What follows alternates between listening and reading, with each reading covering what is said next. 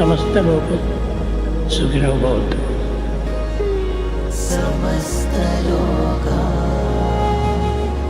सुखिनो भवन्तु। समस्त लोक सुखिनो भवन्तु। समस्त लोका सुखिनो भवन्तु। समस्त लोक सुखिनो भवन्तु। समस्त लोका सुखिनो भवन्तु।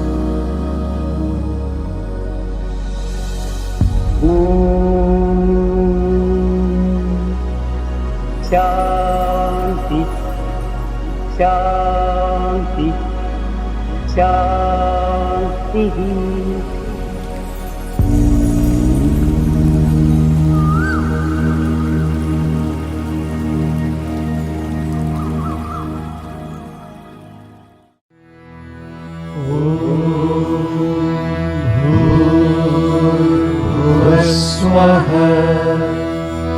तत्सवितुर्वरेण्यं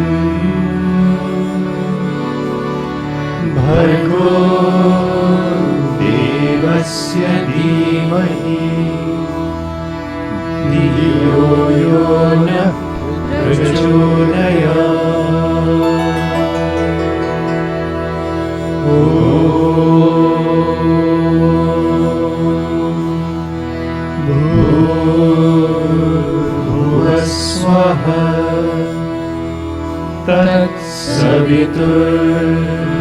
तत्सवितुर्वरेण्यं भर्गो देवस्य धीमहि धियो यो नः प्रचोदयात्।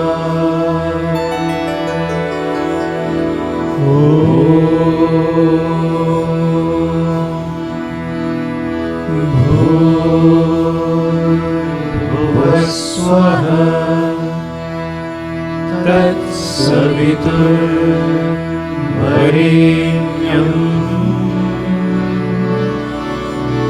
भर्गो देवस्य धीमहि धियो यो नः प्रचोदयात्।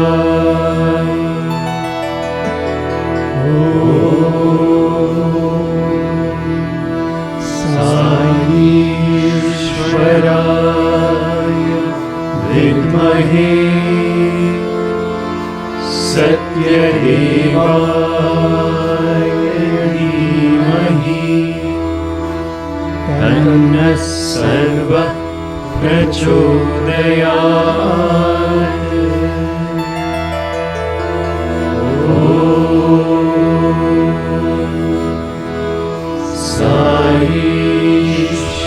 साईश्वराय विद्महे सत्यदेवाय धीमहि तन्नः सर्वः प्रचोदयात्।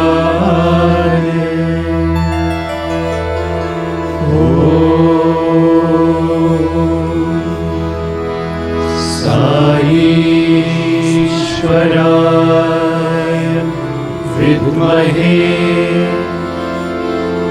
सत्यदेवाय धीमहि तन्नः सर्वः प्रचोदयात्।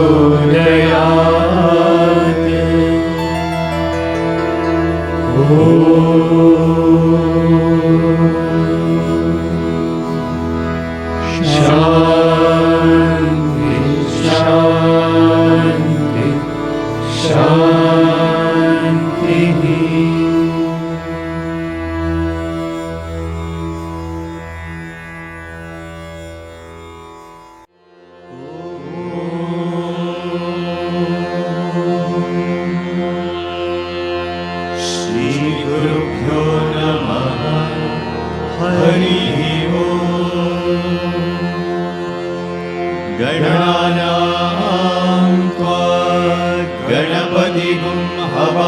नमामहे कविं कवीनामुपमश्रवस्तमम् ज्येष्ठराजं ब्रह्मणां ब्रह्मणस्पत शृण्वन्नोतिभिस्सीदसादनम् प्रणो देवी सरस्वती वाजेभिर्वाजिनीवती दीनामवित्रयवतु गणेशाय नमः सरस्वत्यै नमः श्रीगुरुभ्यो नमः हरिः ओम्। ॐ नमो भगवते रुद्राय ॐ नमस्ते रुद्रमन्यवमुतोर्दैशवे नमः नमस्ते अस्तु धन्वने बाहुभ्यामुदते नमः या तैषु शिवतमा शिवं बभूवते तनुः शिवा शरव्याया तव तया नो रुद्रमृडया या ते रुद्रशिवा तनूरघोरा पापकाशिनी तया नस्तनुभाषन्तमया गिरिशं ताभिजागशीः यामिषुं गिरिशन्तहस्ते विभक्ष्यस्तवे शिवां गिरित्रतां कुरु माहि पुंसि पुरुषं जगत् शिवेन वचसा वागिरिशाच्चावदामसि यदा नः सर्वमिज्जगदयक्ष्मगुं सुमना असत् अद्य वोचदति भक्ता प्रथमो नैव्योऽभिषत् अहीतुश्च सर्वान् जम्बयन् सर्वाश्च यातु नान्यः असौ यस्ताम्रो अरुण उत बभ्रुः सुमङ्गलः ये चेमागुं रुद्रा अवितो दिक्षु श्रुताः सहस्रशो वैशाखुं हेडयीमहे असौ योपसर्पति नीलग्रीवो विलोहितः उतैनं गोपा अदृशन्नदृशन्नुदहार्यः उतैनं विश्वा भूतानि स दृष्टो मृडयादिनः नमो अस्तु नीलग्रीवाय सहस्राक्षाय मीडुषे अतो ये अस्य सत्त्वानोऽहं तेभ्यो करन्नमः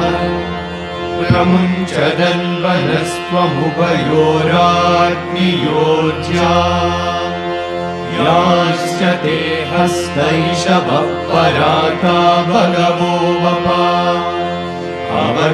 अवतत्यदनुस्त्वगुं सहस्रांशशतेषु ते निशीर्य शल्यानां शिवो नः सुमना भवा विज्यं दनुःखपर्दिनो विशल्यो मानवागुम्भुता अनेशन्नस्येषव आमुरस्य निशङ्गतिः या ते हेतिर्मीदुष्टमहस्ते बभूवते गनुः तयास्मान् विश्वतस्त्वमयक्ष्मया परिभुजा नमस्ते अस्त्वायुधायानादकाय कृष्णवे उवाभ्यामुदते नमो बाहुभ्यां तव धन्वने परिते धन्वनो हेतिरस्मान् वृणक्तु विश्वतः अतो य इषुधिस्तवारे अस्मन्निदेहितम् नमस्ते अस्तु भगवन् विश्वेश्वराय महादेवाय त्र्यम्बकाय त्रिपुरान्तकाय त्रिकाग्निकालाय कालाग्निरुद्राय नीलकण्ठाय मृत्युञ्जयाय जयाय सर्वेश्वराय सदाशिवाय श्रीमन्महादेवाय नमः। ॐ शान्ति शान्ति शान्तिः।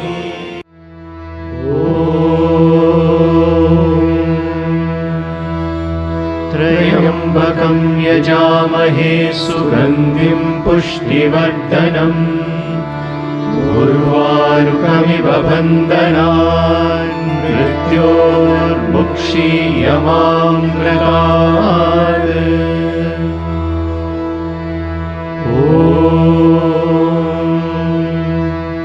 त्र्यम्बकं यजामहे सुगन्धिं पुष्टिवर्धनम् उर्वारुकमिव बन्धनान् मृत्योर्मुक्षीयमामृतात्।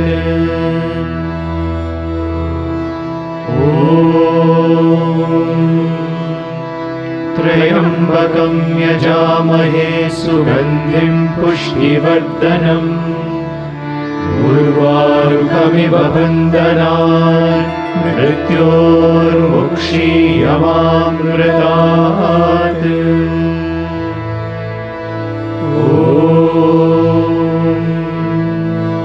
त्र्यम्बकं यजामहे सुगन्धिं पुष्टिवर्धनम् उर्वारुकमिव बन्धनान् मृत्योर्मुक्षीयमामृतात्।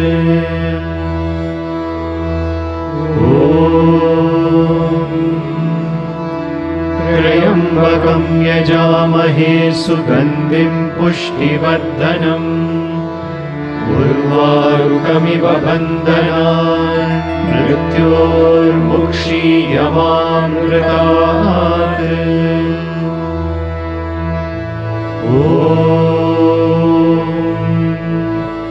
त्र्यम्बकं यजामहे सुगन्धिं पुष्टिवर्धनम् उर्वारुकमिव बन्धनान् मृत्योर्मुक्षीयमामृतात्।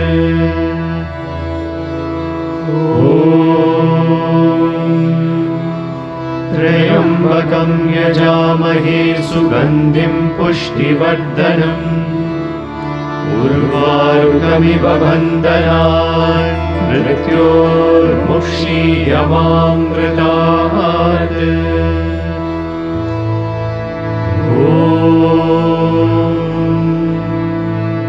त्र्यम्बकं यजामहे सुगन्धिं पुष्टिवर्धनम् उर्वारुकमिव बन्धनान् मृत्योर्मुक्षीयमामृतात्।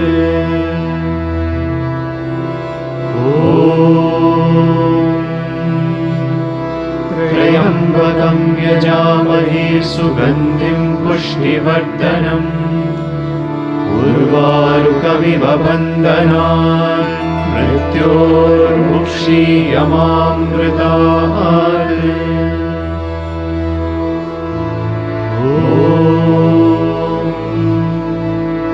त्र्यम्बकं यजामहे सुगन्धिं पुष्टिवर्धनम् उर्वारुकमिव बन्धनान् मृत्योर्मुक्षीयमामृतात्।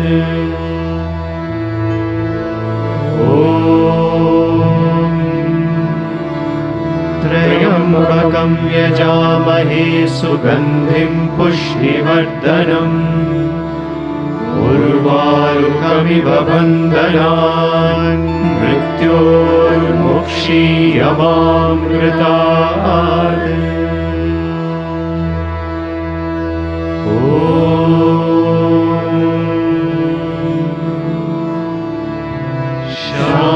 शान्ति शान्ति शान्तिः।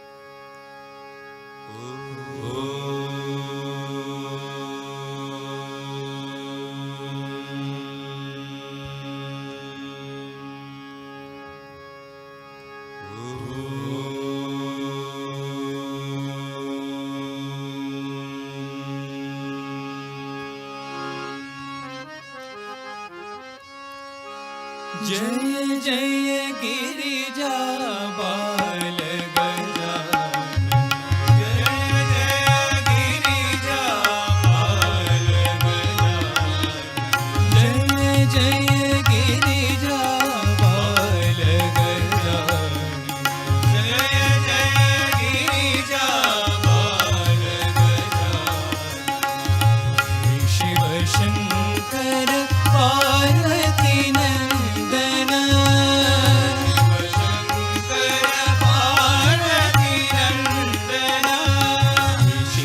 शंकर पार्वती नंदन, शिव शंकर पार्वती नंदन, जय जय गिरिजा बाल गजानन, जय जय गिरिजा बाल गजानन।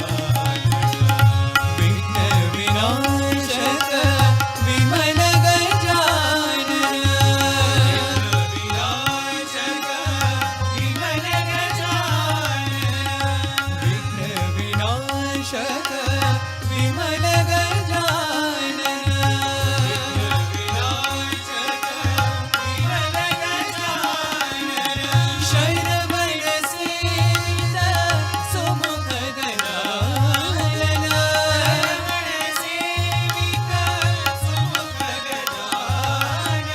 शरवण सेवित सुमुख गजानन,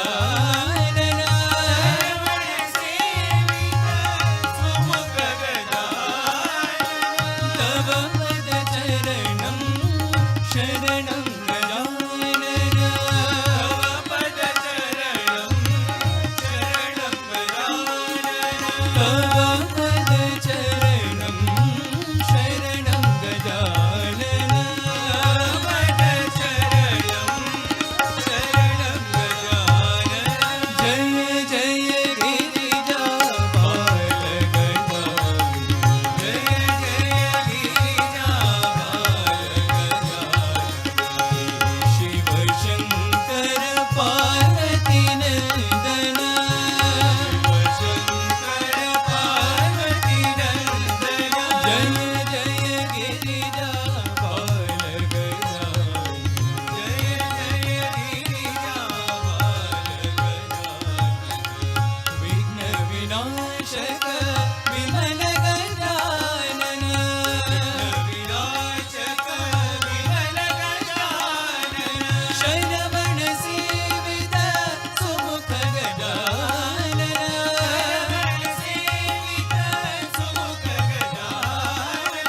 तव पद चरणं शरणं गजानन, पद चरणं शरणं गजानन, तव पद चरणं शरणं गजानन, शरणं गजानन। जय जय गिरिजा बाल गजानन।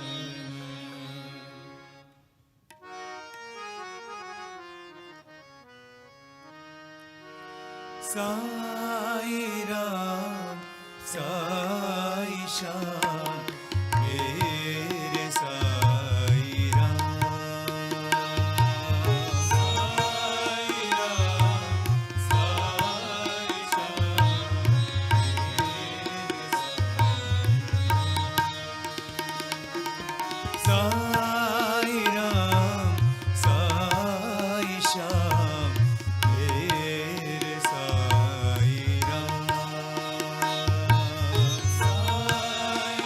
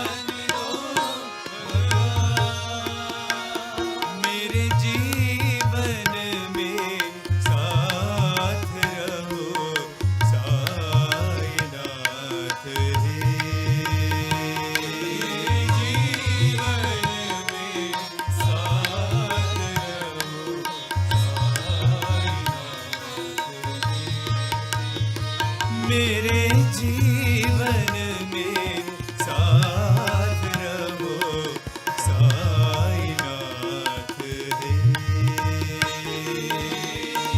जीवन में साथ रहो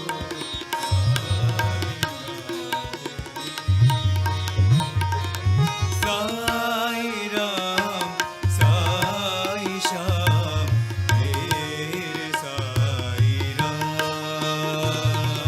साई राम साई श्याम मेरे साई मेरे बाबा मेरे प्राणनाथ राम। साई मेरे बाबा मेरे प्राणनाथ राम। साई राम साई श्याम मेरे साई राम। साई राम साई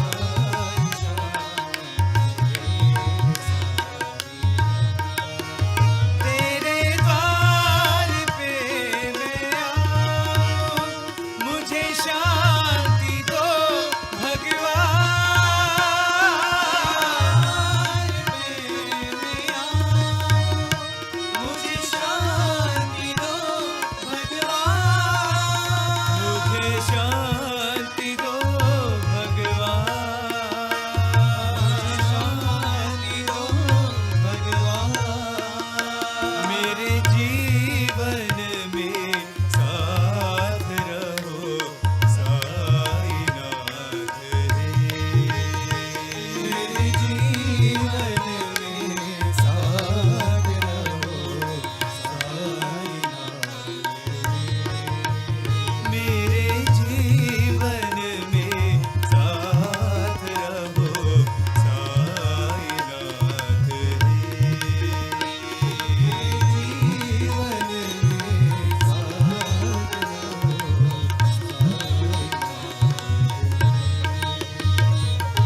साई राम साई श्याम मेरे साई राम।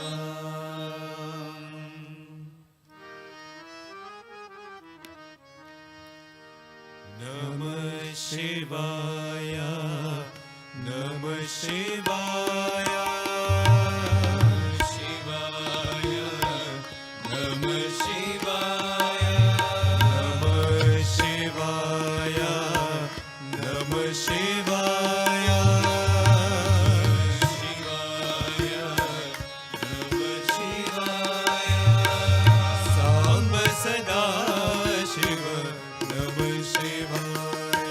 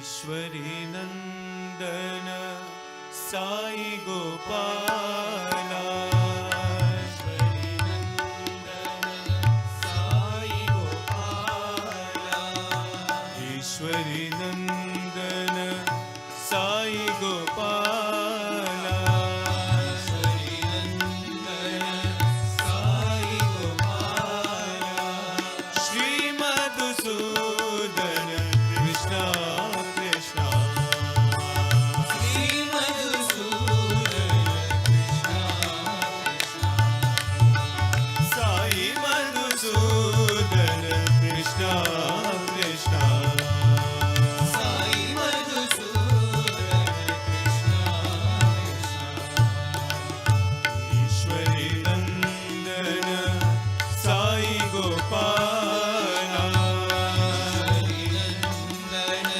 साई गोपाला जगदोधारा वर्ति विहारा जगदोधारा वर्ति विहारा जगदोधारा वर्ति विहारा जगदोधारा वर्ति विहारा प्रेम स्वरूपा प्रेमावतारा प्रेम स्वरूपा प्रेमावतारा प्रेम स्वरूपा प्रेमावतारा प्रेम स्वरूपा प्रेमावतारा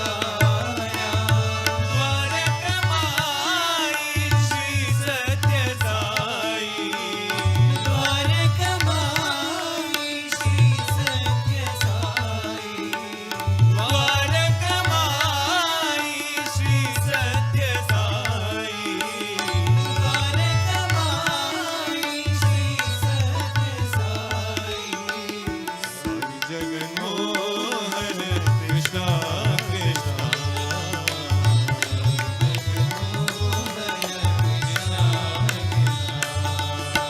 साई जगन्मोहन कृष्णा कृष्णा साई जगन्मोहन कृष्णा कृष्णा ईश्वरी नंदन साई गोपाला ईश्वरी नंदन साई गोपाला श्री मधुसूदन कृष्णा कृष्णा श्री मधुसूदन कृष्णा कृष्णा जगदोधारा वर्ति विहारा जगदोधारा वर्ति विहारा प्रेम स्वरूपा प्रेमावतारा प्रेम स्वरूपा प्रेमावतारा द्वारकमाई श्री सत्य साई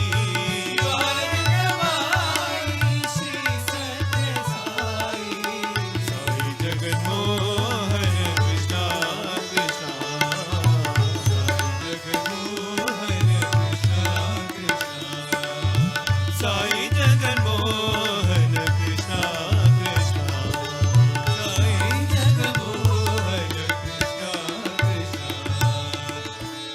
ईश्वरी नंदन साई गोपाला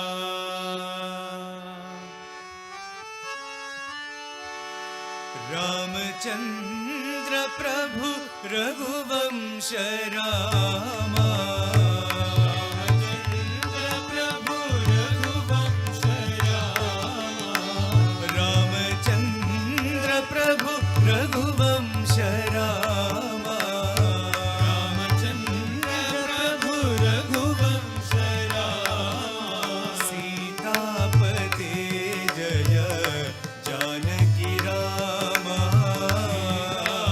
सीतापते जय जानकी रामा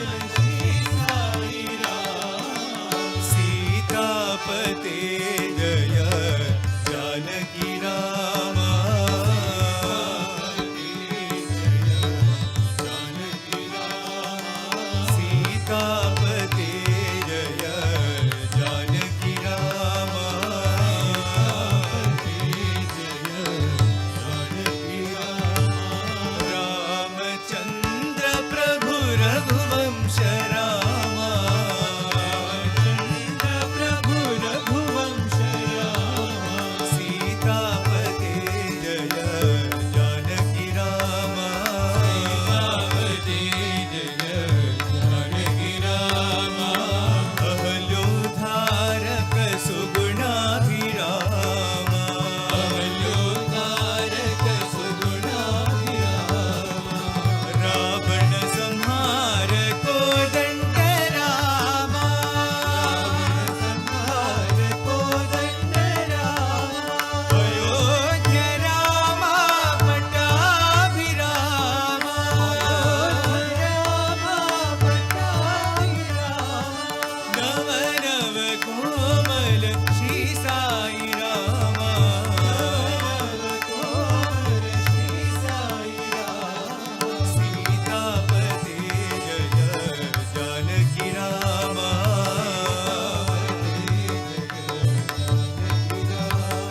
सीतापते जय जानकी रामा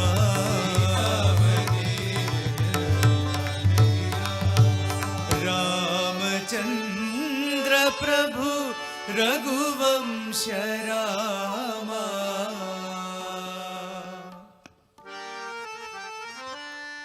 साई नाम बोलो सत्य साई नाम बोलो साई नाम बोलो सत्य साई नाम बोलो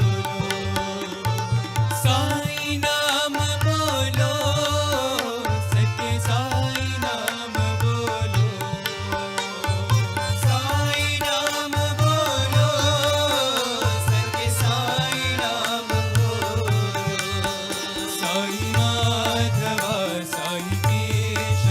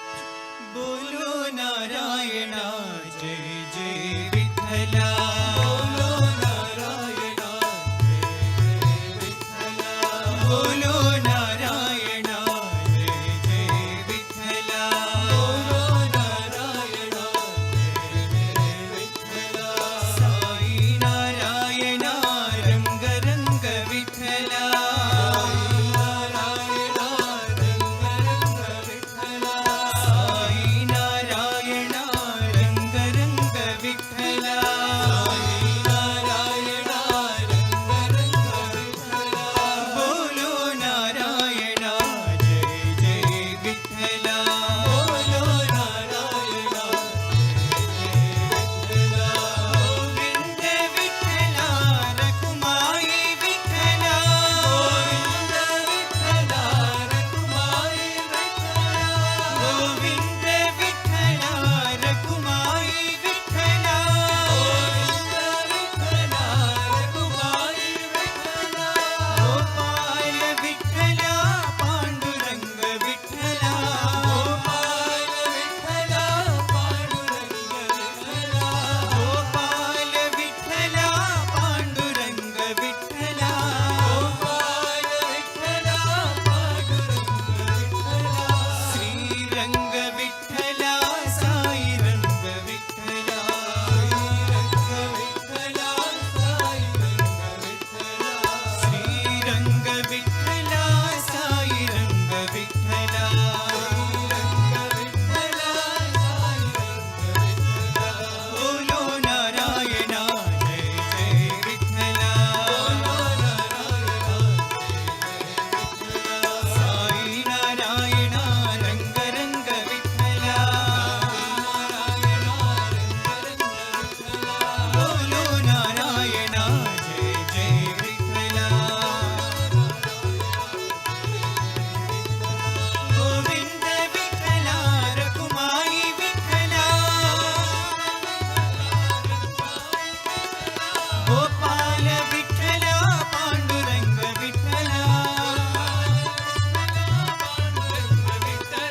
श्रीरंग विठ्ठला साई रंग विठ्ठला श्रीरंग विठ्ठला साई रंग विठ्ठला श्रीरंग विठ्ठला साई रंग विठ्ठला श्रीरंग विठ्ठला साई रंग विठ्ठला बोलो नारायण जय जय विठ्ठला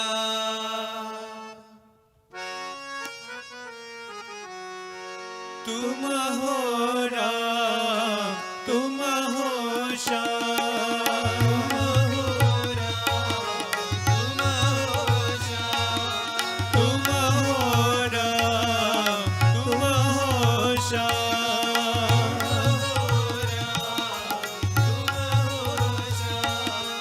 भक्तों के प्राण भगवान साई राम भक्तों के प्राण भगवान साई राम भक्तों के प्राण भगवान साई राम सीताराम राधे श्याम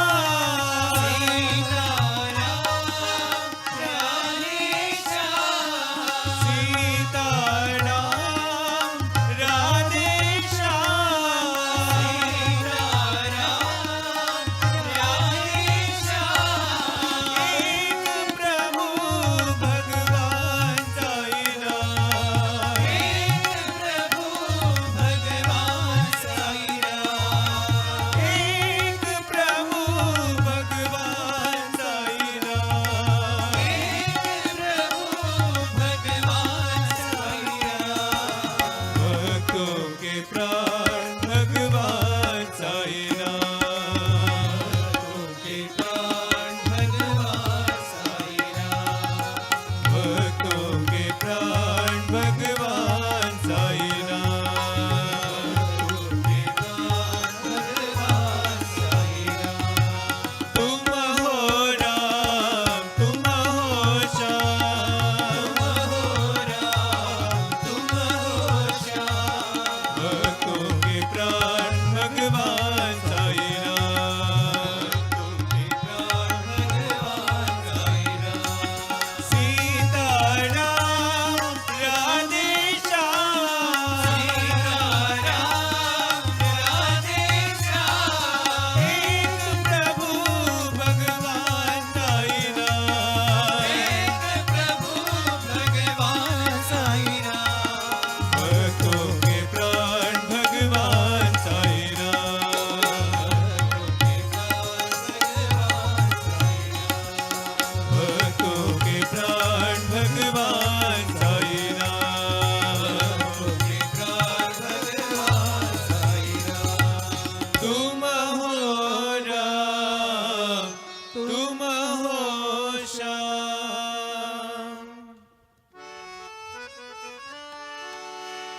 साई जगन्नाथा, हे साई जगन्नाथा, हे साई जगन्नाथा, हे साई जगन्नाथा, हे साई जगन्नाथा, हे साई जगन्नाथा, हे साई जगन्नाथा, हे साई जगन्नाथा, हे साई जगन्नाथा, हे साई जगन्नाथा, हे साई जगन्नाथा, हे साई जगन्नाथा, दीनबन्धु साईनाथा, करुणा सिंधु जगन्नाथा, दीनबन्धु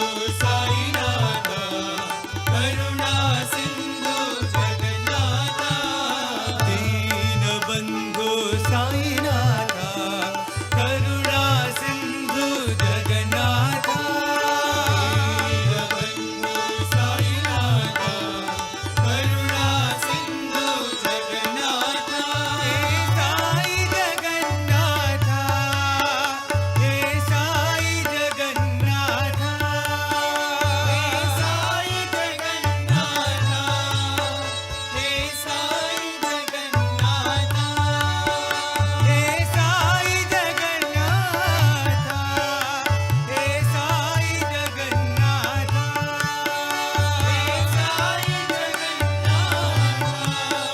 हे साई जगन्नाथा, हे शिरडी जगन्नाथा, हे परती जगन्नाथा, हे साई जगन्नाथा,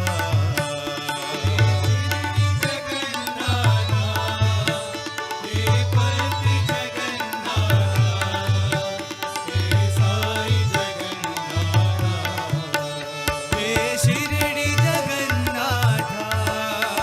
हे परती जगन्नाथा, हे साई जगन्नाथा, हे शिरडी जगन्नाथा, हे परती जगन्नाथा, हे साई जगन्नाथा, हे साई जगन्नाथा, हे साई जगन्नाथा, हे साई जगन्नाथा,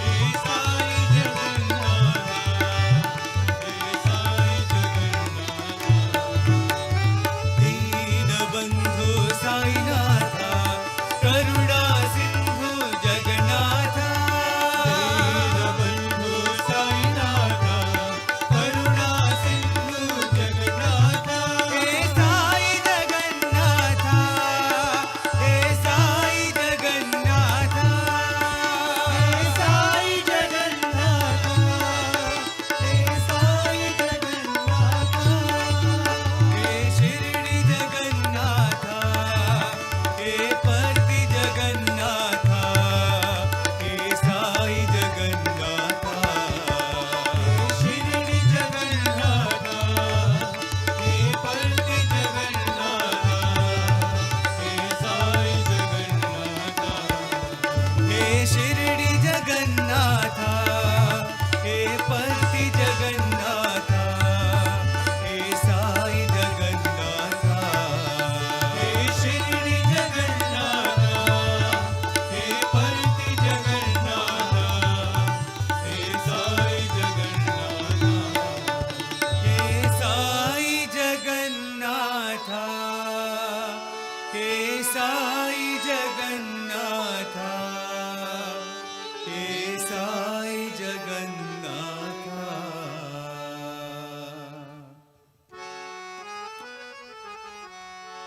नारायण नारायण जय गोविंद हरे,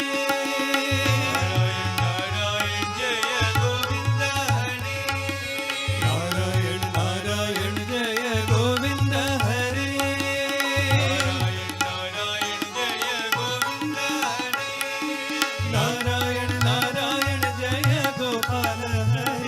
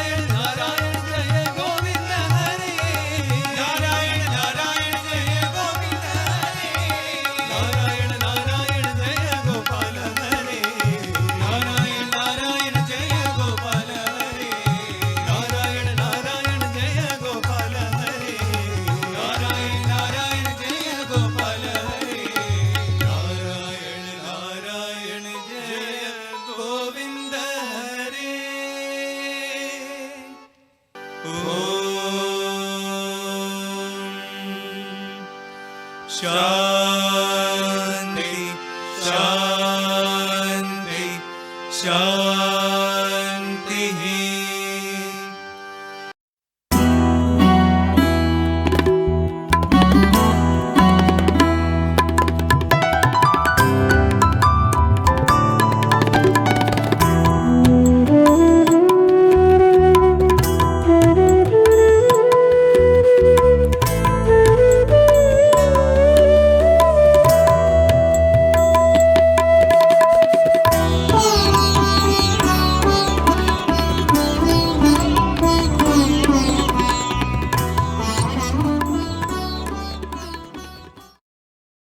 Sai Ram, one and all.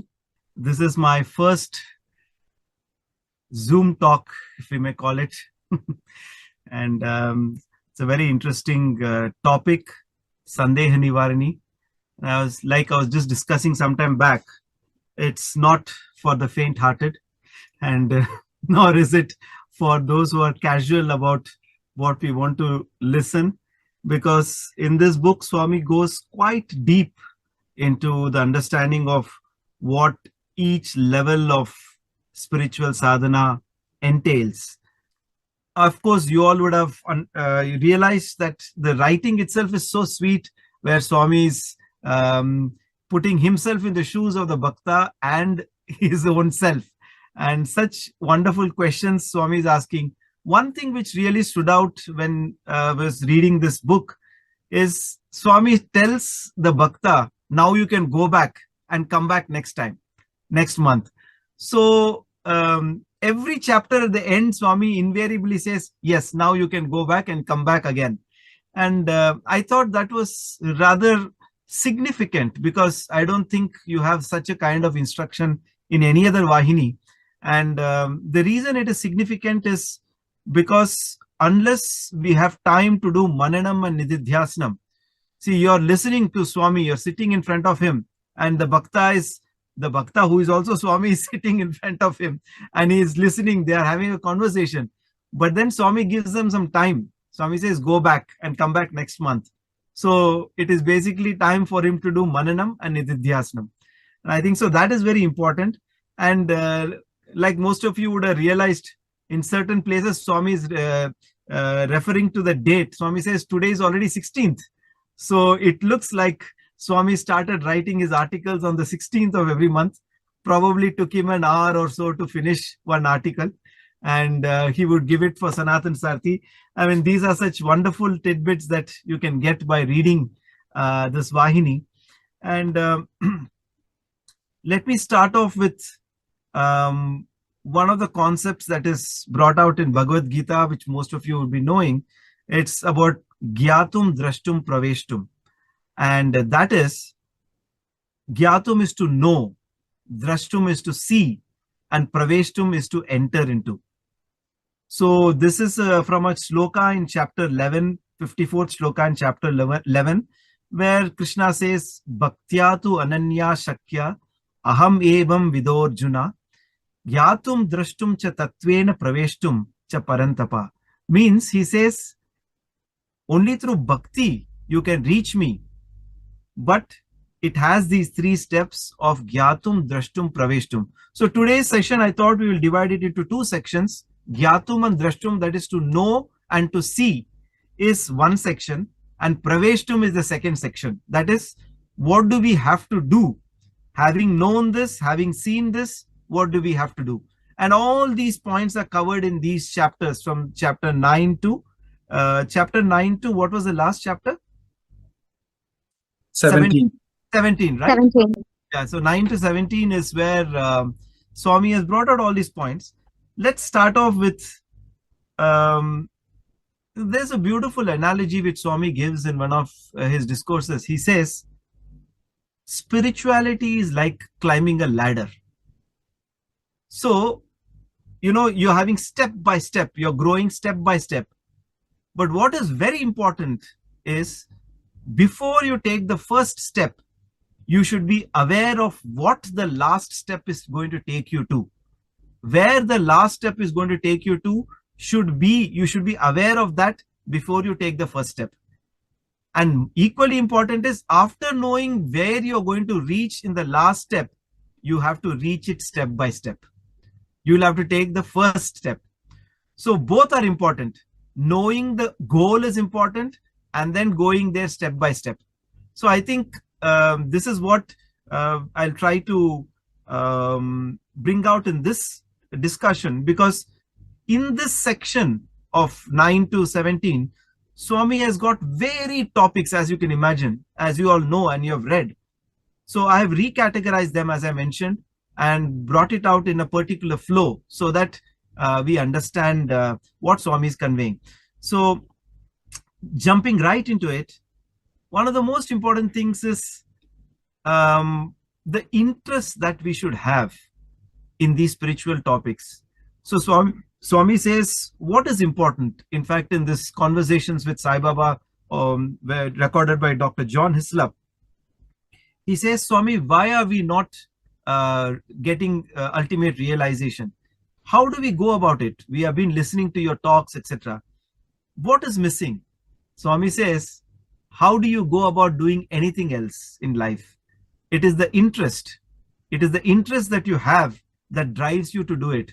So similarly, in these matters of spiritual growth as well, it is the interest that we should have for these topics. And that interest will in fact drive us.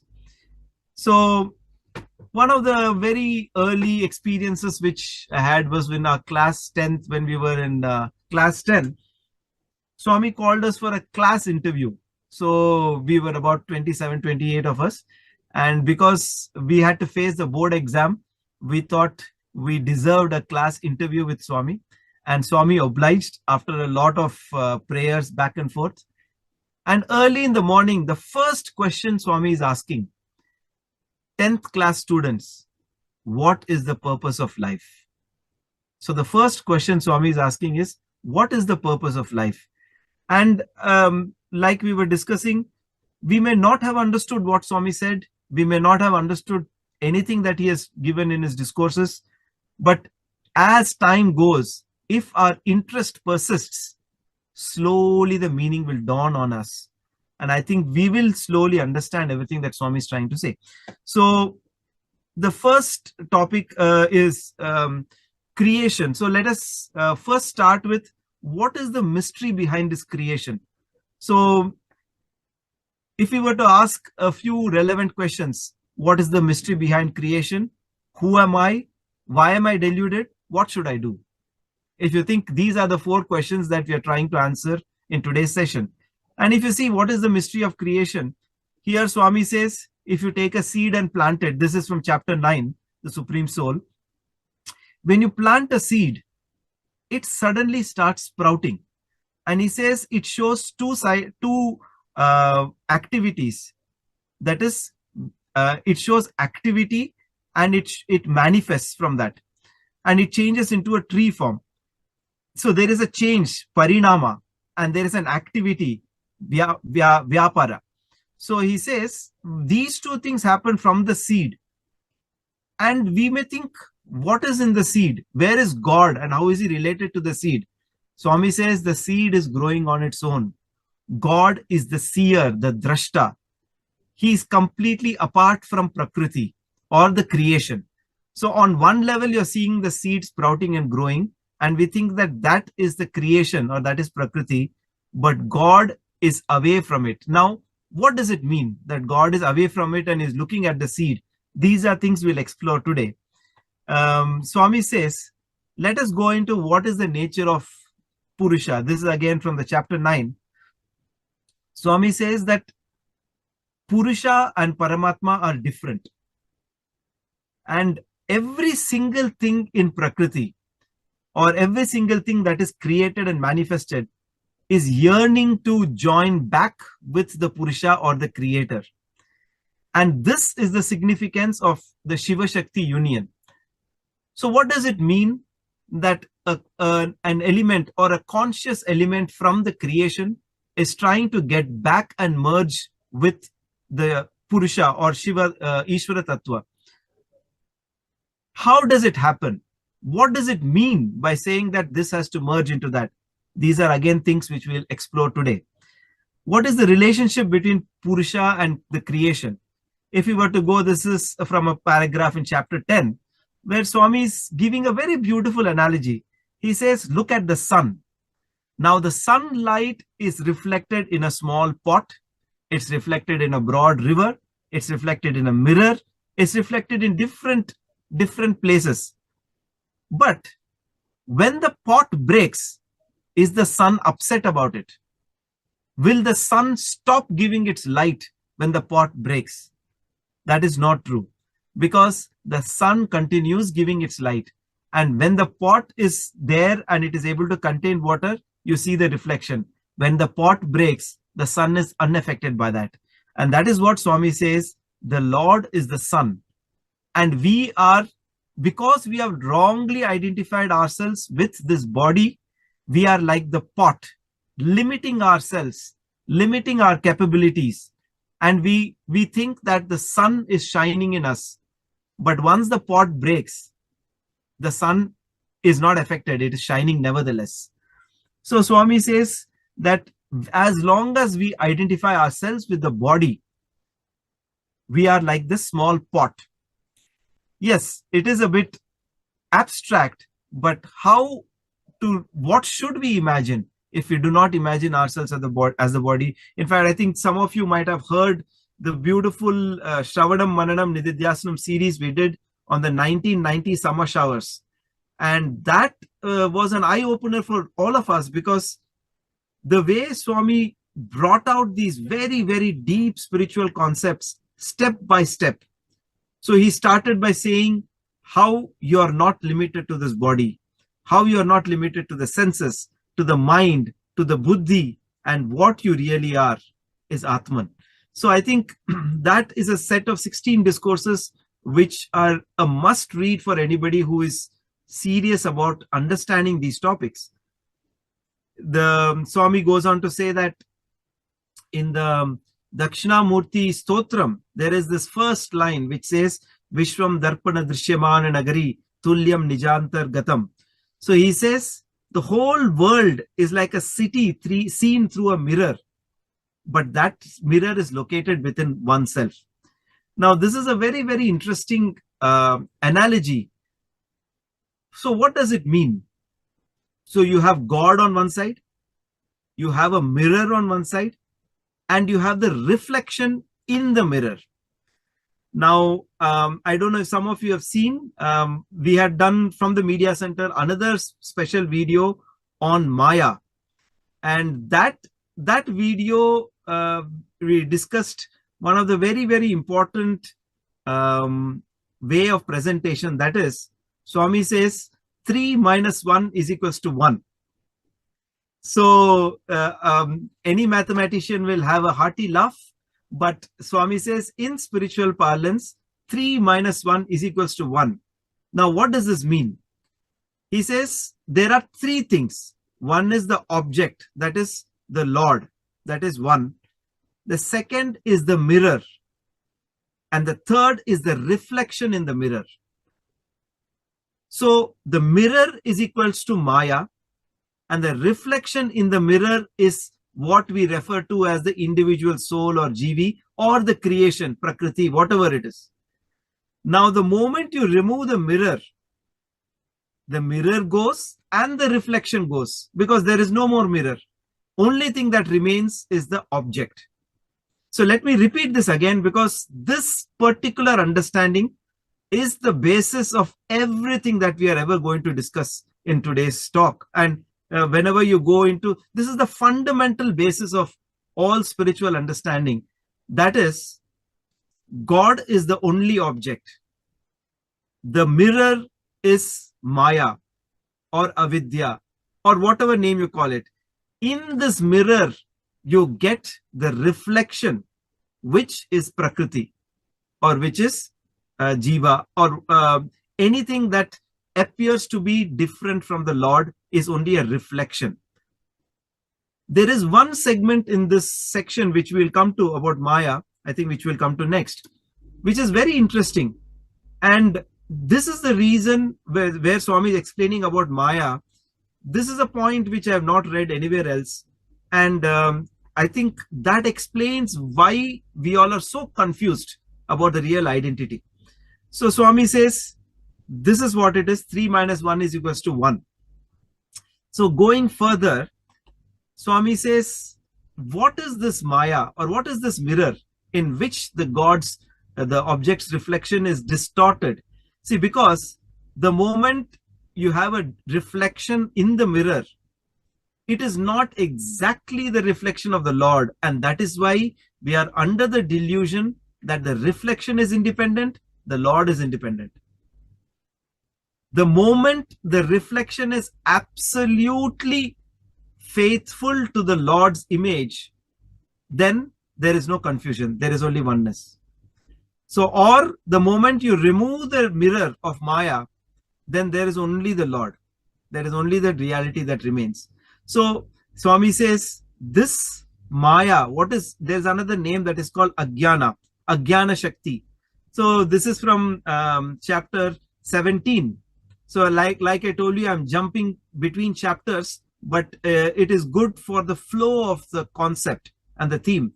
So Swami is talking about Maya here, and he says Ajnana Shakti. He says, what is this Ajnana Shakti? Ajnana Shakti, or the power of ignorance. This is the power of ignorance.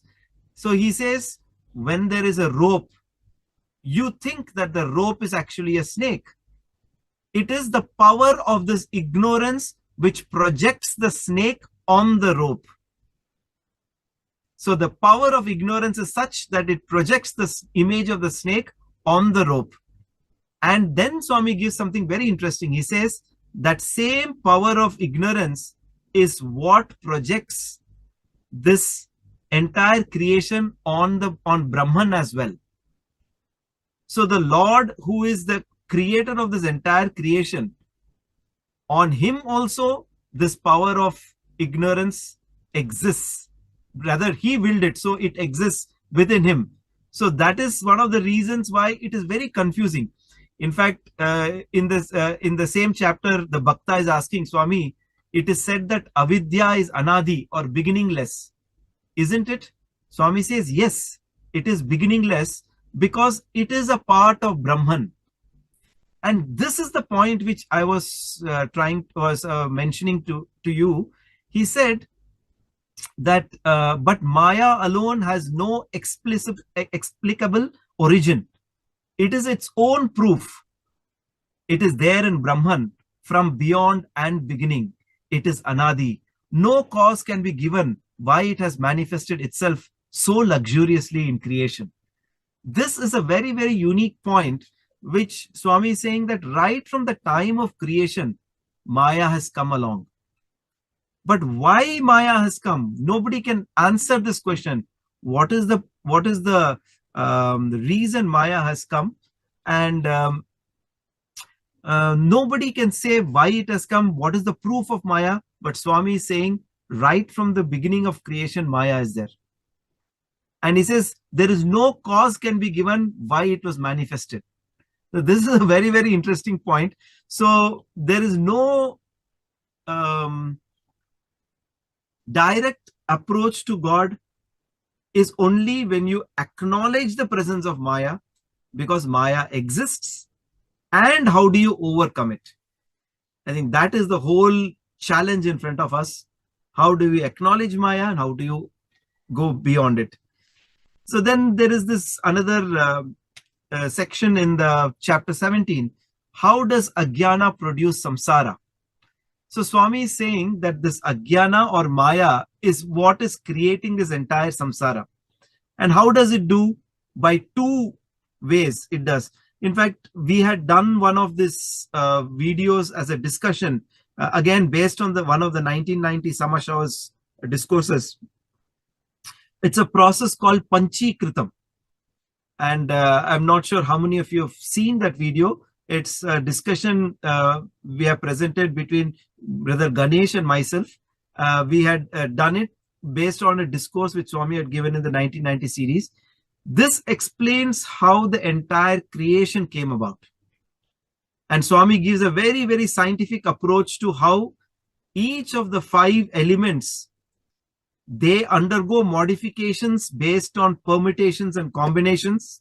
They exhibit the three gunas. So the five elements in the sattva guna gives rise to certain things. In the rajoguna, it gives rise to certain other things. So it's a very, very interesting and a very, very scientific explanation for how creation has come about.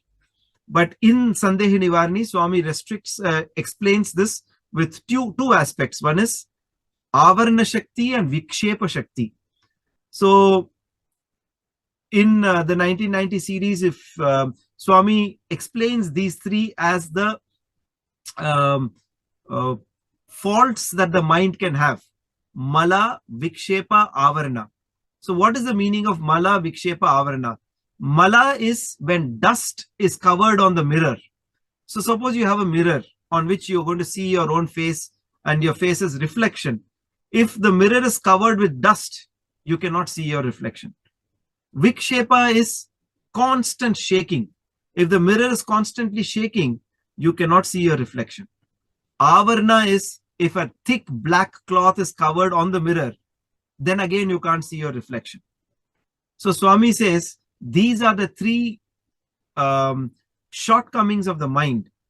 And very beautifully Swami explains Mala, that is collected, all your karmas and all your deficiencies collected from births, that can be removed by karma marga.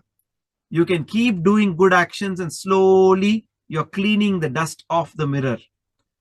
Now Vikshepa, which is constantly shaking, the mirror is constantly shaking. Swami says that you can calm down by bhajans and bhakti marga. By doing bhajans and bhakti marga, the mind slowly settles down. It is not agitated. It is not shaking. And avarna is the thick black cloth. Swami says that cloth is the cloth of ignorance. And only by jnana marga, by inquiry, you have to inquire, what is this? What is this creation? Who am I? Once you have this inquiry, then that will help you to remove the dark cloth. And that is avarna. So these three problems of the mind, Swami says, are actually used in the process of creation. So because of the avarna shakti and the vikshepa shakti, Maya is able to create. Maya is able to create an image which has quote unquote an existence of its own. See, now we all are in this world. We are convinced that I am hitting myself because of my own will. And we think that we are independent of the Lord. I'm sure some of you must have heard this beautiful incident. One of the students asked Swami in the interview room, Swami, if everything is being done based on my will, where does God's will come into effect? If I want to slap myself, I'm slapping myself. Where does God's will come here? And then Swami says, no, it is not like that. You have to understand that everything that you are allowed to do is because God's will is in line, or your will is in line with God's will. And then Swami tells the student, okay, let us, he says, Swami, I don't understand. And Swami says, let us, he was sitting with his folded hands, and Swami says, lift one of the hand. So he lifts one of the hands, and Swami says, now put it down. So he puts it down, and Swami says, see, this is an example of when you want to lift the hand. I've told you to lift the hand, and my will is also supporting that action of yours. So you are able to lift your hand. Swami says, now you lift it and try as much as he may. He's not able to move his hand. Then Swami says, see, here you want to lift, but God's will is not there. So, it's a very, very, very, very subtle concept. Where God's will is present with us, where God's will is, where we have a sort of quote unquote choice to do a decision. From my understanding, I would say that any action that we take up or anything that we do in line with our duty, See, the duty of water is to flow down.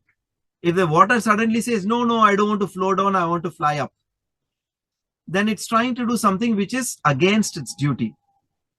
So then God's will is not with it. But being a human being, suppose we know what is our duty, the more we want to do actions along in sync with our duty, God's grace and God's will always is there with us. So I think that is where we will stop that discussion, because I was just saying that because all these manifestations that you see are because of this Avarana Shakti and Vikshepa Shakti, which Maya is having. And because of that, it is able to create this beautiful world. And we think that, oh, we have an independent existence, but it is just an illusion. So that is what Swami brings out in that segment. And then he says, okay, so we are talking about Maya, we are talking about Avidya Shakti, we are talking about Ajnana. Where does this I come? Now I'm going to a section from chapter 10, Nature of Atma and Your True Nature. And I think the chapter's name is Reflections on Manifesting and Merging. So he says that I, which we all have, which we all hold so dearly to ourselves, he says, as long as you identify that I with the body, you're going to have all the restrictions. When you start identifying that I with the Atma or the Paramatma, then suddenly all this illusion and Maya and ignorance vanishes. So that is what Swami is saying. Swami is saying, here, in fact, this was one of the questions that one of your youth had asked, where they said that the Bhakta is asking Swami, if Atma is in everything, what happens to a corpse? Is the Atma present even in a corpse? And how do you understand this? And then Swami says that the Atma is quite beyond and different from birth and death. So that is something very, very important that we should contemplate upon, because the Atma is not affected by duality. It is beyond this duality. So you have birth, you have death, you have joy, you have sorrow, you have all these dualities. But is the Atma affected by all that? No, it is beyond all that. So because it is beyond all that, and it is present in, fundamentally, Atma is an infinite potential of power. If we were to take it like this, Atma is something which has infinite potential. When it manifests, you get matter. So you get matter, you get prakriti, you get manifestation. So even in a dead body, the atoms still persist. So as long as the atoms are there, as long as matter is there, the Atma is present as well. So I think that is what Swami is saying, that the Atma which you think is, we equate it to the Jiva. We think the person who is alive, the Atma is in him. The moment a person dies, the Atma leaves.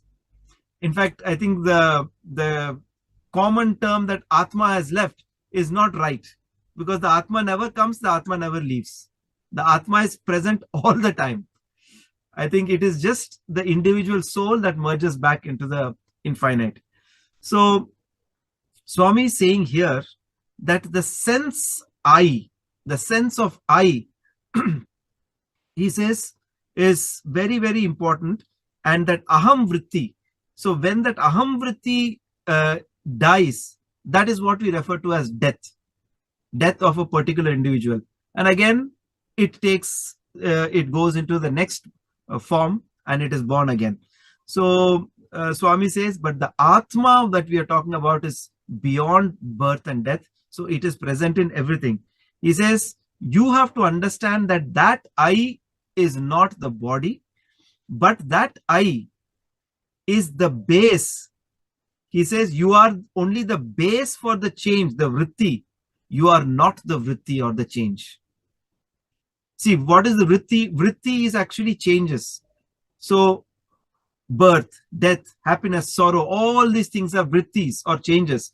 Swami says you are the base on which the changes are happening. You are not the change itself.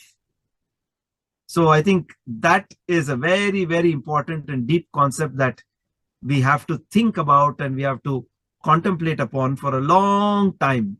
It's not going to come so easy, because every time we equate ourselves with this body and we think that we are the ones doing this, we are the ones doing that. Now Swami says, when you are the base, the vritti, but why is it that we are deluded? How did this delusion come about? And this is a segment from chapter 17, where Swami says, how do you dream? When do you dream? What is the primary cause for dream? The primary cause is you falling asleep, isn't it? Only when you fall asleep, you can dream. If you do not fall asleep, okay, daydreams apart. So like a proper dream, I'm talking about a proper dream. So when you fall asleep, you get a dream. So Swami says that sleep is equivalent to ignorance and ajnana. So when you are filled with ajnana or ignorance, you do not see the light or you do not see the reality. And he says that when there is no dream, there is no delusion. Here there is a very beautiful incident from the life of Ramana Maharishi.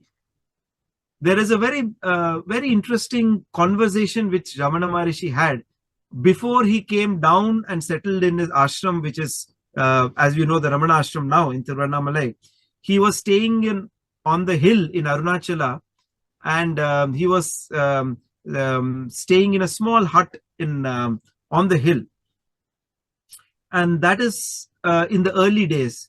And one of the very elderly Swamijis came there, and Ramana Maharshi was more or less silent. He was not speaking at all.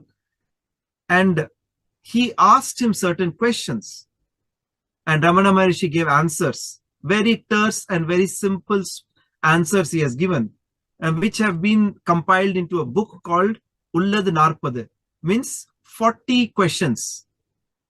And that is Who Am I? Who Am I is the book in which these 40 questions are there.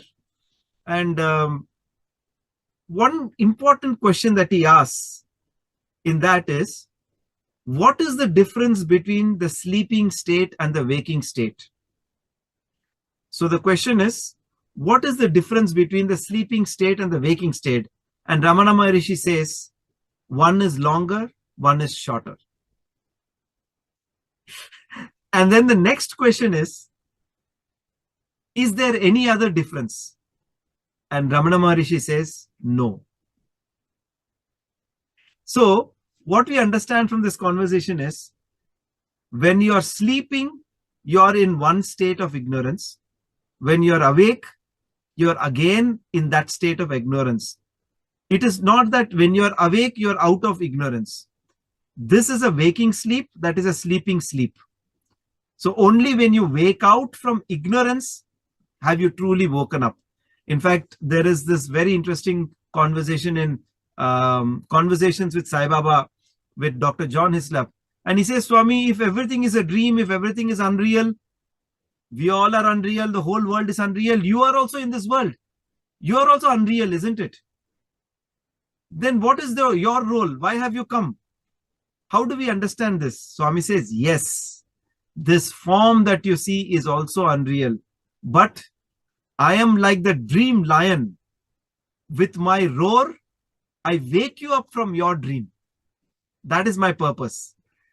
So Swami has said that I am like a lion that comes and roars and shakes you up from your ignorance and wake you up into reality. That is my role. So, so beautiful it is. It's a simple, fundamental for anybody who is on the path of inquiry. It's a very, very fundamental concept of sleep, deep sleep, and waking states. And this you will find reference to these in many of the spiritual literature, including Adi Shankara's several works, because it's very simple to understand. When you're awake in Jagrata state, when you're awake, your senses are active, your mind is active, your body is active, your buddhi is active, your atma, everything is active. But when you're sleeping, what happens? Your senses are closed. There is no input into your senses. Your body is not moving, but your mind is active.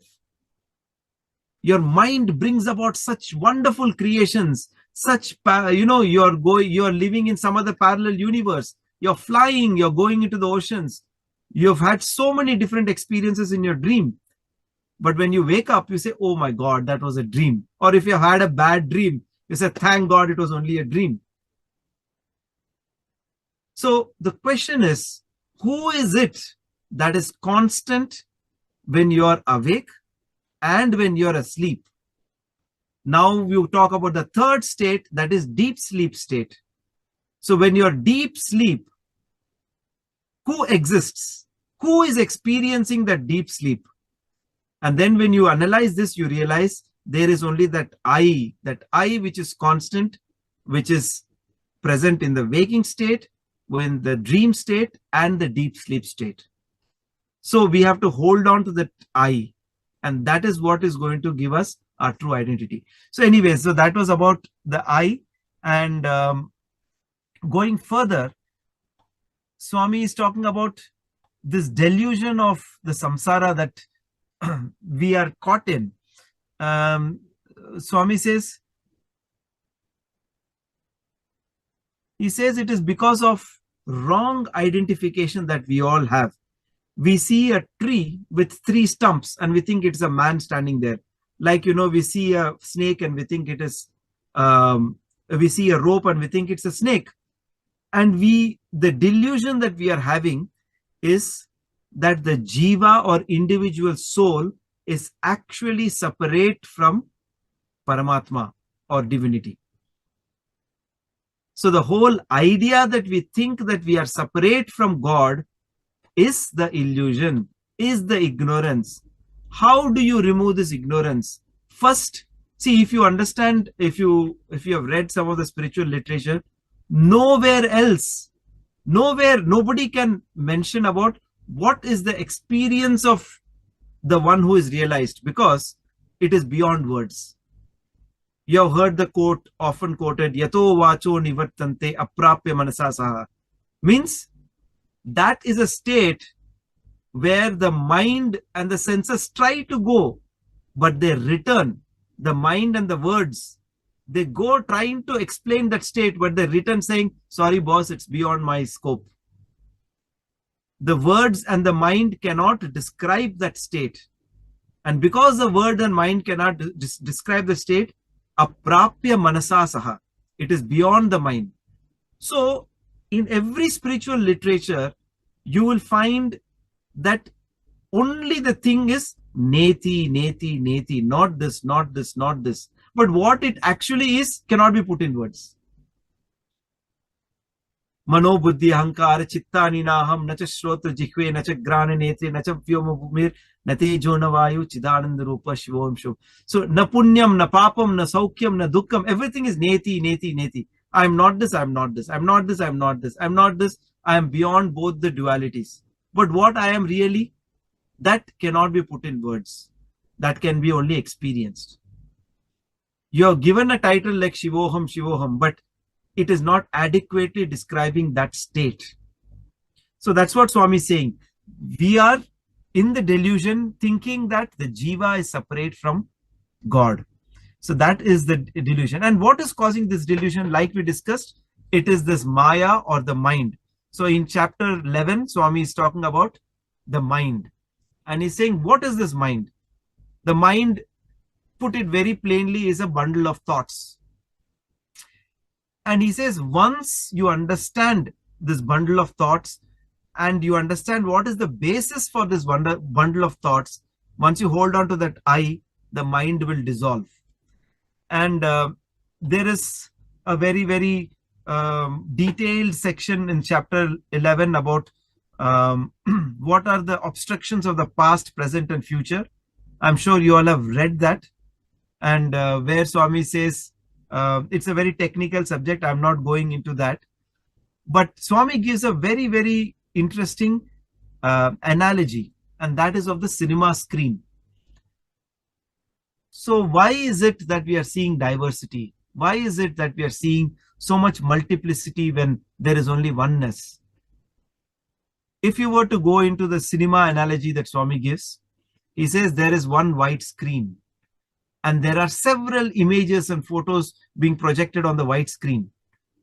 That is because the film passes in front of a light. There is a source of light and the film passes.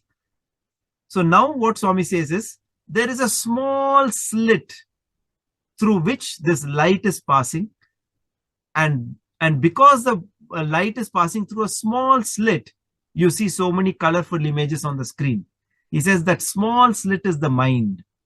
So if the mind, which is filled with ajnana or ignorance, you see the world through this mind which is filled with ignorance, you see multiplicity. You see so many colorful things. You see diversity. You see duality. The moment that whole becomes big and you flood it with the light of the Atma, you don't see the image on the screen. You see only white light. Imagine if the film burns or that projector, instead of a small slit, it's a big hole. What will come on the screen? Only white light will come on the screen. So it's a very, very, very beautiful analogy, and it's a very important thing for us to keep in mind, that when the mind is filled with ajnana, you see diversity and duality in the world, and that is what is projected in different images. But when the mind is purified, and you have only the energy of the Atman through it, then you see only that one light in this entire creation.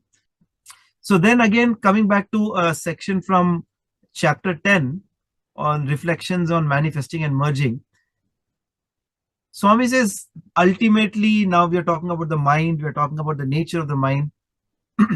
Swami has said that the only purpose of all spiritual sadhana is purity of mind, chitta shuddhi.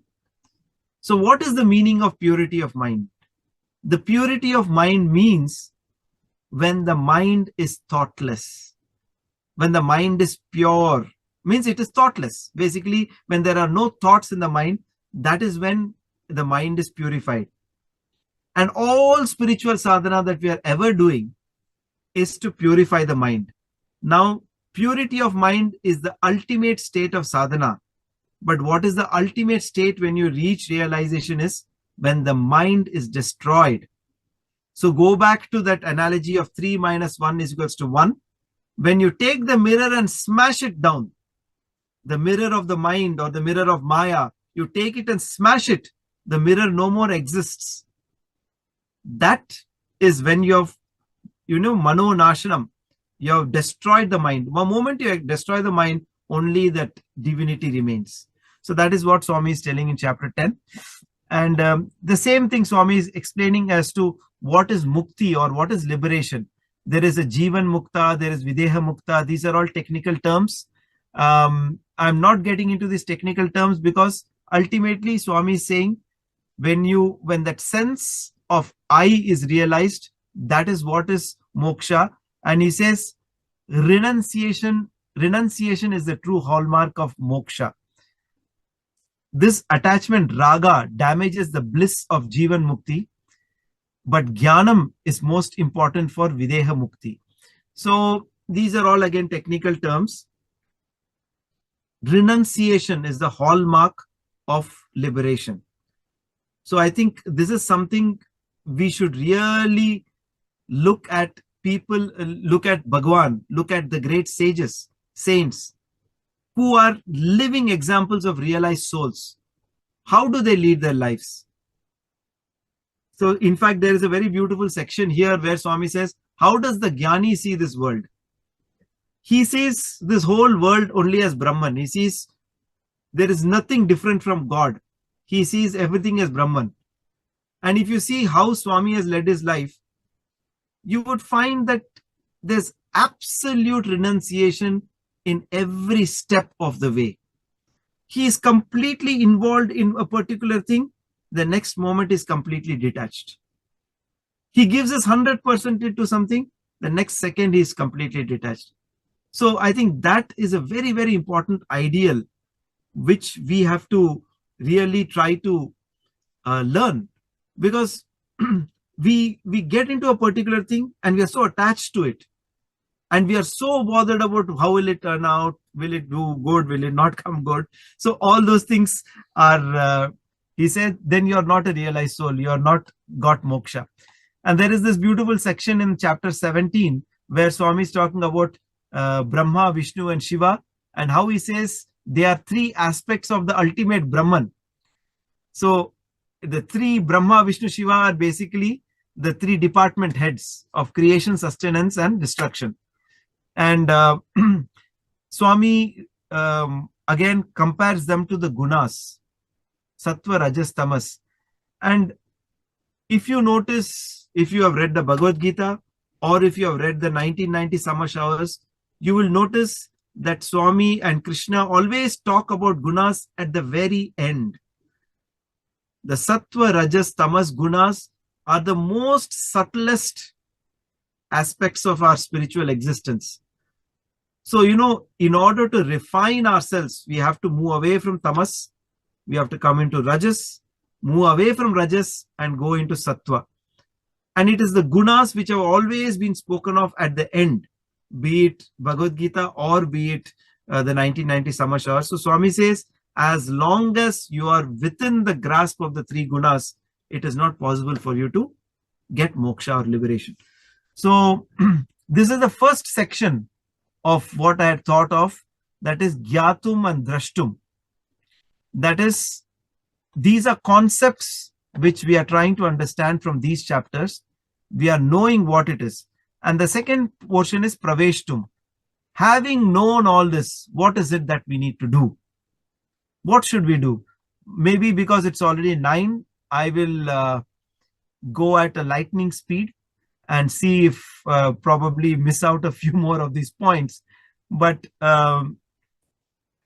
it is very, very interesting. And, you know, these topics are not something like what is the cost of fish. So you cannot talk about them very fast. You have to be deliberate about it. We have to have time to think about it. We have to contemplate on it. Otherwise, it's just going to be a tick mark in a notebook saying, yeah, we have done this Vahini and we have done this Satsang. Now I know all about it. So it is not going to be so easy. And I think it is very important to go back to each of these Vahinis again and again, again and again, again and again, because only then something will sit inside our minds. Otherwise, it's just going to come and go. First of all, why should I bother about Atma? Why should I bother about Avidya? Why should I bother about Maya, etc.? I have my job to do. I have to go and earn money. I have to lead my life. So that very first interest, why do we have to get into this? That is something we have to be very clear about. Each one may have their own reasons. Someone may be dejected with life, so they may turn to spirituality. Someone may be very happy in life and they may want to know what is going to give them lasting happiness. Someone may be very spiritually inclined and very, very honest with themselves. See, spirituality calls for absolute honesty. When you ask a question to yourself, am I really and truly happy with what I'm going through? You have to be honest. If you really believe that leading this worldly life is what is going to give you happiness, you are never going to touch a Vahini. But if you have touched a Vahini and if you say, oh my God, there is something in it which I do not know, then something has pulled you to that Vahini. So I think first of all, we have to sit and try to understand what is it that is drawing me to study a Vahini. That itself is an exercise which we have to do. Why do I want to study the Vahini? Why do I want to understand what is Baba's message? So I think that itself is a very big exercise you have to take up. So let me just touch a few points on Praveshtum, or what is it that we need to do. In chapter 16, Swami, in that chapter where Swami is talking about meditation, he says, what is it that we need to seek? He says, don't seek for the drop in the ocean, seek the ocean itself. Don't limit yourself to seeking something. Swami used to say very often, low aim is crime. Do not aim low, aim for the ultimate. But you have to be ready to give your everything for that ultimate. And very nicely, Swami says that when you start off on a spiritual journey, don't think that, oh, I have to give up my home, I have to give up everybody, I have to give up my family, I have to go and sit alone, I have to do meditation. No, that is not what Swami wants us to do. In fact, Swami says, your mother and father are your first gurus. Then your guru is your guru, and then the Lord comes. There's a very beautiful incident from the book Sri Sathya Sai Anandadai, where Swami's, there's a young sannyasi who comes and he comes and he says he's worn the ochre robes and he has apparently given up his family and he is going to the Himalayas and he wants to pursue meditation. So having heard about Swami, he comes to Parthi to seek Swami's blessings. And Swami says, first you remove this orange robe of yours. Get back into your plain clothes. Because your father is no more and your mother is alone at home. And every tear that your mother is shedding is wiping away any possible good punya that you can ever acquire. By putting our family members in trouble, there is no spirituality we are going to achieve. So Swami says that we should understand what this right spirituality is. You have to serve your mother, you have to serve your father, you have to serve your guru. Then only you can come to the Lord. So he says, don't be in a hurry. Don't try to do anything drastic. Such a sweet advice. He says, don't try to do anything drastic. Go step by step. Always remember, yes, you should know where the ladder is going to reach you, take you to, but you have to reach there only step by step.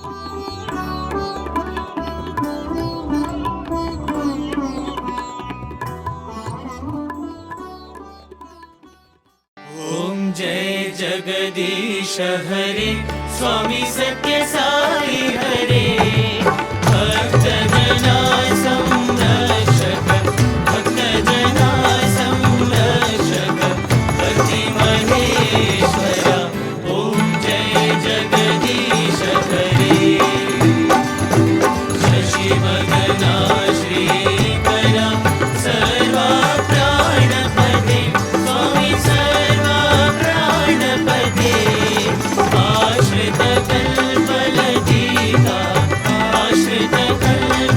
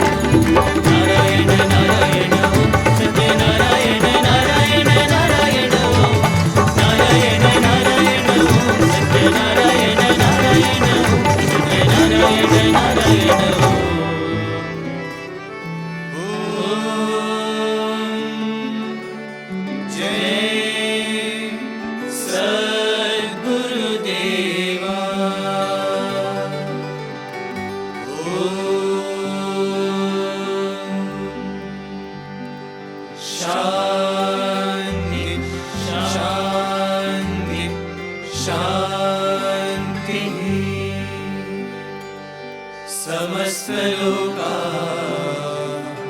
सुखिनो भवन्तु समस्तलोका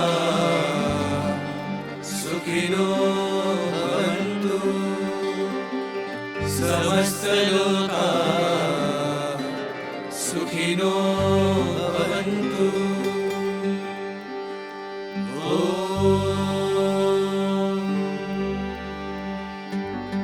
शांति शांति शांति। जय बोलो भगवान श्री सत्य साई बाबा जी की जय।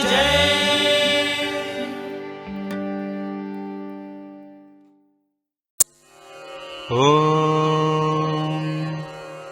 साईश्वराय विद्महे सत्यदेवाय धीमहि तन्नः सर्वप्रचोदयात्। ॐ साईश्वराय विद्महे सत्यदेवाय धीमहि तन्नः सर्वप्रचोदयात्। ॐ साईश्वराय विद्महे सत्यदेवाय धीमहि तन्नः सर्वप्रचोदयात्। ॐ साईश्वराय विद्महे सत्यदेवाय धीमहि तन्नः सर्वप्रचोदयात्। ॐ साईश्वराय विद्महे सत्यदेवाय धीमहि तन्नः सर्वप्रचोदयात्। ॐ साईश्वराय विद्महे सत्यदेवाय धीमहि तन्नः सर्वप्रचोदयात्। ॐ साईश्वराय विद्महे सत्यदेवाय धीमहि तन्नः सर्वप्रचोदयात्। ॐ साईश्वराय विद्महे सत्यदेवाय धीमहि तन्नः सर्वप्रचोदयात्। ॐ साईश्वराय विद्महे सत्यदेवाय धीमहि तन्नः सर्वप्रचोदयात्। ॐ